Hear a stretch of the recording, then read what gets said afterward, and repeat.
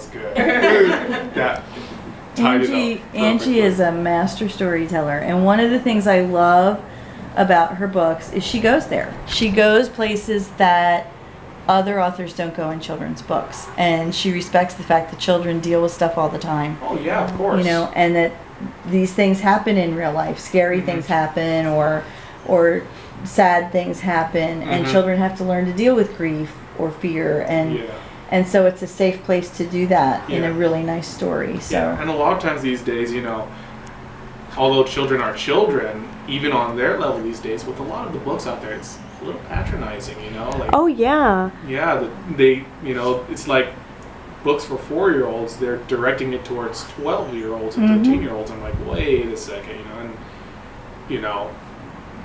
And there's the flip side Yeah. with adults, which is the whole trigger warning thing. Yeah. I need to know if there's this in the book before I read it.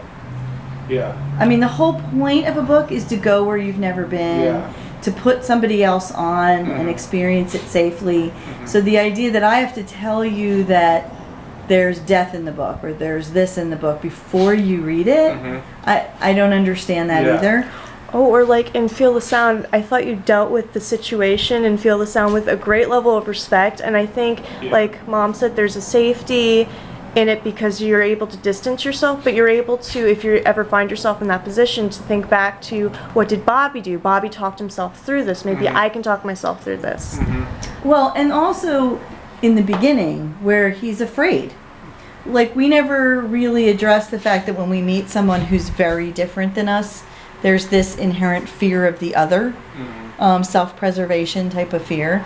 And Bobby's got a lot at stake because he wanted a best friend. So what's going to win, the fear or wanting the best friend? You know, and it's that so came from real. reality, though. Exactly. It came from reality. Because Exactly. It happened to me. And when I was 15, I guess, when I met this family that moved in across the street, and they had 6 children. 3 were deaf and 3 were hearing.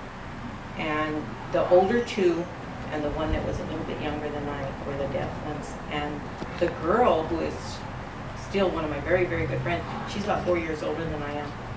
She right away, she took me under her wing, and I mean, I didn't know what she was saying. I didn't know anything about that. She handed me a card, and I'm still like, how am I gonna, and I'm a talker, and how can I talk to her? How am I gonna talk to her? You know, I went home, kept looking at that little card all night long and thinking, this is crazy, it's not gonna work, you know, blah, blah, blah. And the next morning, bright and early, she was there knocking on my door. And I saw her, and I remember thinking, oh man, and this anxiety that says, how am I gonna talk to this, you know, my mom, there's always paper and pencil, you know? And we let it go at that. So I let her in. Behind her was her 2 brothers that were deaf. And they came in and sat down at our sofa, and they're signing and they're talking, and some words, you know, you could hear these, and I'm thinking, this is not gonna work.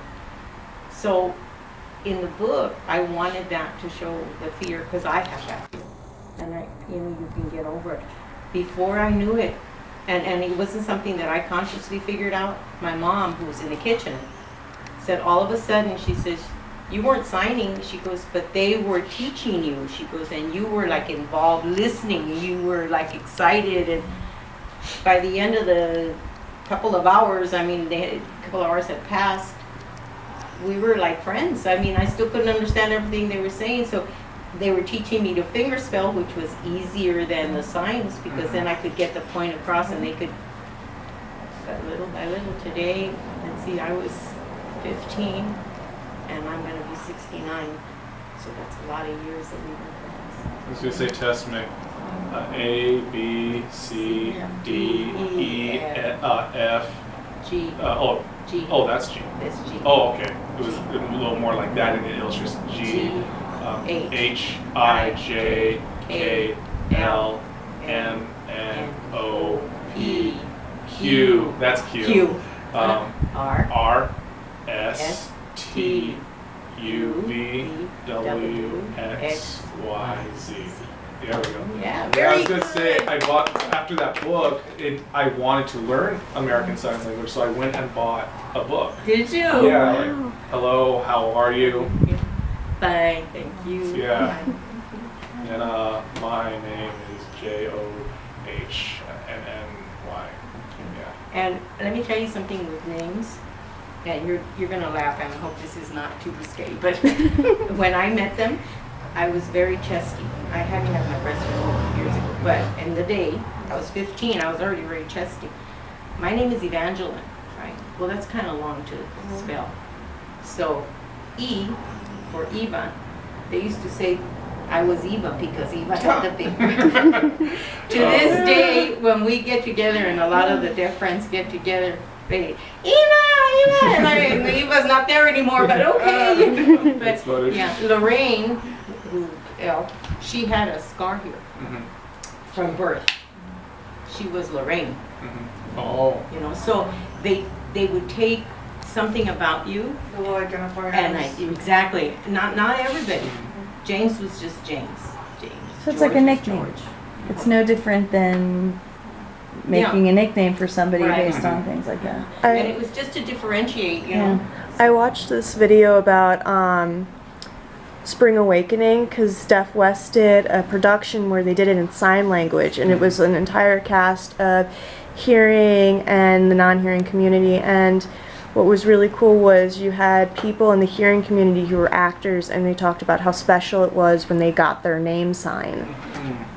It is important. And if there's anybody else, another James or another Johnny or another something, you know, Which different. Johnny? That Johnny. Yeah, really. This is Johnny, you know, Johnny, because you're tall. It just differentiates. But anyway, to this day, she's very, very close to me. Her younger brother died. The brother that was a couple years younger than her, he got married, and as a matter of fact, just something funny. He wanted to marry me for years. He wanted to marry me. He kept saying, "No, you're like my brother. You can't get married." But anyway, they're not real close to families anymore. They kind of, after the parents died, they just kind of went their separate ways. But she lives in Palmdale, and she's still very close to me, you know. And when she does see me, she always tells me the same thing: "Shame on you. You don't know your sign language anymore." And I said, "Well, I forget I don't practice with anybody, so that's good." My daughter took sign language too. She wanted to learn too, so she's pretty good at it. In fact, I think she's better than I am now. I like to, it's like being bilingual. So you have it scattered throughout the book, and I think it's done in a way that intrigues you into wanting to learn more. And that's what it's not forced on the reader. It's something that the reader gets a little taste of, just like in Friends Across the Border. And we're Scruffy. You have it in English, but you have the Spanish interspersed in the book. And I was thinking about that last night because we had the poetry night, and Luis Pichardo read several poems of his in Spanish, and I don't speak Spanish, but I know certain words. I recognize corazon and certain words, but you knew it was a love poem. You could relate to it even if you don't speak Spanish because you felt it, which is why poetry is supposed to be spoken and not just read on a page, right? But it's this. I love the idea that whether a child is bilingual or speaks English or speaks Spanish, they can find themselves in Friends Across the Border. Or the idea that a child might take a risk on learning more sign language because they read Feel the Sound and it's not as scary and they can relate to Bobby. Well, see, I think I want to make sure that when I write, and I want to tell the story, I don't want it to be a lesson. To me, when you're teaching a lesson to a kid, they don't want to learn. They don't want that. If it's in a story and it just kind of haphazardly pops in, it'll pique their interest. Maybe they'll want to, maybe they won't, but just maybe. But that's what storytelling is, right? I mean, that's why we've had the oral tradition. That's why the oral tradition should continue, because don't do this doesn't have any effect. But when you tell a story about a little boy who does this and there's consequences, children learn from hearing that in a very safe way, in a very safe environment. And that's what storytelling was. That's why there's morals. That's why there's fables. That's why there's all these types of stories. And we've lost some of that in losing the oral tradition, I think. Yeah, which is one of the effects it had on me. Reading that, I was thinking that would be good in an emergency. Say there's somebody I know who doesn't speak, or here, and there's an emergency. How am I going to communicate with them if I don't have pencil and paper with me? You know, I don't always have a pen or paper with me, or my phone might be dead. I can't type it out for them. You know, so if somebody came up to me who was, you know, who was mute, and they were going like that, I'm thinking to myself, I'm like, you cold or what are you doing? But you know, having studied, I know distress. You know, and then then they'll do the signs for finger spelling and say, yeah, I know finger spelling. Okay, then they could spell it out for me or use the short stuff like, you know, he or someone over there hit and then I ran. I'm like, oh, so somebody attacked you or something like that, you know. Stuff like that, you know. I think it's great, and I think learning the finger spelling, sometimes, I know it's a lot of letters, and maybe, like I've been told, Nicholas has said to me, my grandson, you know Nicholas, Nicholas says, well, what if somebody can't spell real good? It doesn't matter. You spell a little bit and they can figure out what you're trying to say. I think that's easier sometimes than trying to remember all the different signs. And my friends used to say, no, it's the opposite, because one sign says a lot and you don't have to finger spell something. Yeah, others, what I like about American Sign Language, it all makes sense. You know, of course, day, night, and noon is in the middle. I'm like, you know, obviously it's like, oh, that makes perfect sense. Or someone, I'm wondering what it is. I'm like, and then it explains. I'm like, oh, yeah, like father, and then two more grandfather, three more great. I'm like, or, you know, it makes, you know, it's simple like that, which is what I really like about it. It makes it very easy to learn. They wear a cap, baseball cap. Boy, girl, is this way. Yeah, the male stuff's up here, feminine stuff is right here. Yeah. It's and Ellie has been putting, I don't know if when you're following me on Facebook, she puts a lot of my posts for me. She does a lot of research, and one of my favorite ones is signing time, because I used to watch that just to refresh my memory. It's for children, with children, so it shows all the different sides and how easy it is. The mother, it's a mother that has actually a daughter who is deaf and a daughter who is, she's challenged in some way. I don't know if it's, I know she can hear, I think, but the little, you could see the little girl, there's something not quite right. Anyway, the mother got into this for her child, and she always wears the same outfit, always the same.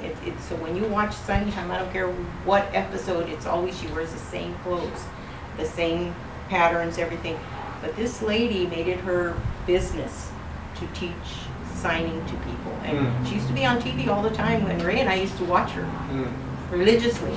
And then she went off, and now every so often she comes back on. But I think it's amazing, because if you follow, you can learn different signs. You learn Spanish from there. Ellie does a great job. She's a great thank you. She does it. I said she makes me look good. No. I don't do it. She does. But Yeah. no, it's good to learn a little. Yeah.